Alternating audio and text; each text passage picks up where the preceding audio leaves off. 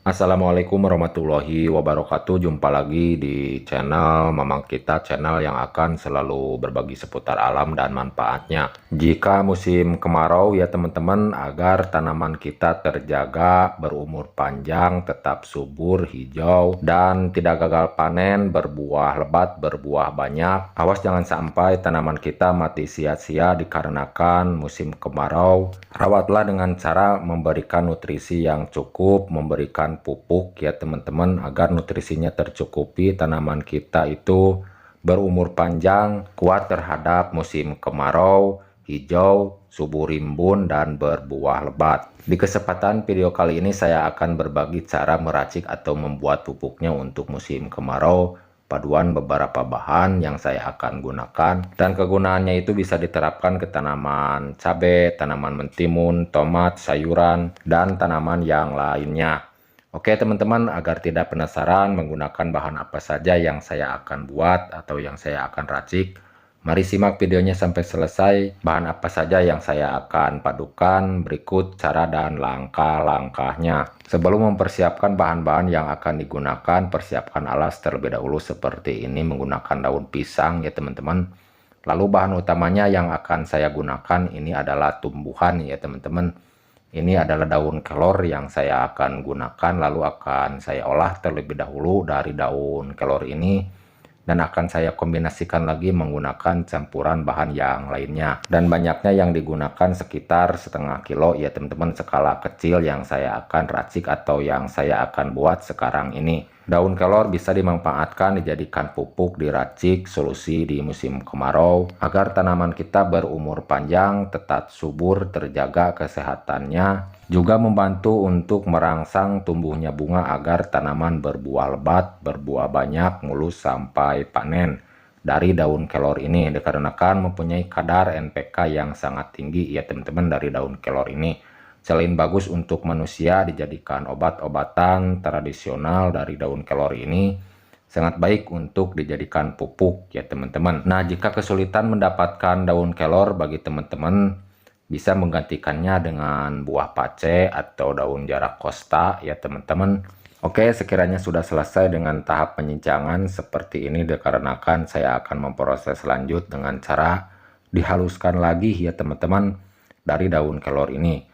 Dan cara saya di sini seperti biasa menggunakan cara manual ya teman-teman. Cara menghaluskannya itu menggunakan jublek atau lompang batu kalau di tempat saya ini namanya. Nah, kalau punya alat penghalus seperti blender bisa menggunakan alat seperti itu agar lebih bagus lagi, lebih lembut ya teman-teman, dan lebih cepat cara memprosesnya atau cara membuatnya. Beda dengan cara manual seperti ini. Oke, kita tumbuk terlebih dahulu seperti ini ya teman-teman.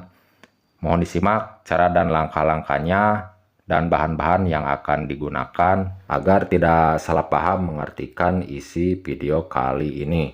Sebelum saya melanjutkan ke langkah-langkah atau cara berikut, bagi teman-teman jika ada saran atau masukan dari isi video kali ini, silahkan tulis di kolom komentar untuk sharing-sharing, meracik pupuk, membuat pupuk, dan pertanian. Silakan tulis di kolom komentar untuk sharing-sharing sekitar alam dan manfaatnya. Cara yang saya akan buat atau yang saya racik sekarang ini berukuran skala kecil ya teman-teman, berukuran 10 liter air. Tapi jangan khawatir, nantinya kalau sudah selesai semua bahan dijadikan satu, boleh disandingkan atau dicampur lagi. Kalau sudah selesai semua bahan dijadikan satu dengan air biasa, air bersih lagi ya teman-teman. 1:10 perbandingannya itu. Oke, untuk melarutkannya ini di sini saya menggunakan memanfaatkan air cucian beras ya teman-teman, berukuran 10 liter dengan cara ditampung. Selama 3 hari saya mengumpulkan air cucian beras ini dan hasilnya saya mendapatkan 10 liter ya teman-teman, menggunakan wadah seperti ini. Oke, langsung saja dilarutkan, dicampurkan dengan hasil tumbukan daun kelor tersebut. Dan caranya seperti ini ya teman-teman, santai saja cara melarutkannya agar lebih bagus, lebih maksimal lagi. Cara seperti ini bisa juga dibilang ini pupuk pengganti pupuk kandang ya teman-teman. Seperti kotoran ayam, kotoran kambing, dan kotoran hewan yang lainnya ya teman-teman. Tidak usah beli, bikin saja, manfaatkan bahan-bahan di sekeliling kita untuk menggantikan dari pupuk kandang tersebut. Contohnya daun kelor ini bisa dijadikan pupuk dikombinasikan menggunakan campuran bahan yang lainnya. Oke teman-teman, ini untuk menopang kekuatannya di sini saya akan menggunakan MSG atau yang sering disebut mecin ya teman-teman, merek Sasa. Boleh menggunakan merek apa saja seperti Miwon, Ajinomoto, Sasa boleh. Yang penting berjenis MSG saja. Yang digunakan berukuran 30 gram ya teman-teman. Bungkus kecil seperti ini semuanya digunakan. Murah meriah, harganya cuma 2.000 perak rupiah. Walaupun bahan-bahan sederhana yang digunakan, kekuatannya mampu dengan pupuk-pupuk mahal, pupuk-pupuk kandang, penyubur dan pelebat buah di musim kemarau. Tanaman tetap terjaga, berumur panjang, tetap sehat, hijau rimbun dan berbuah lebat, berbuah banyak setelah disiram dengan racikan pupuk ini. Oke teman-teman, kalau sudah selesai, kita langsung saja ke langkah berikut, dan bahan yang saya akan gunakan ini adalah pupuk ya teman-teman yang sering digunakan jutaan petani. Ini adalah biang pupuk fermentasi, bakteri fermentasi, bahan organik fermentasi ya teman-teman yang berbentuk cairan untuk menyuburkan tanah. Dikarenakan ini bakteri difermentasikan, kita wajib untuk membangunkan bakteri dari dormannya jika mau menggunakan dari M4 ini ya teman-teman. Caranya berbeda-beda, ada yang menggunakan molase, tetes tebu, atau gula pasir dan gula merah. Dan banyaknya yang digunakan, cukup menggunakan 2 tutup botolnya saja seperti ini ya teman-teman, jangan banyak-banyak. Dikarenakan skala kecil yang diracik atau yang dibuat berukuran 10 liter. Jadi cukup menggunakan 2 tutup botolnya saja. Kita aduk terlebih dahulu agar tercampur merata menjadi satu. Bagi teman-teman jika mau mengikuti dengan cara saya seperti ini, silakan.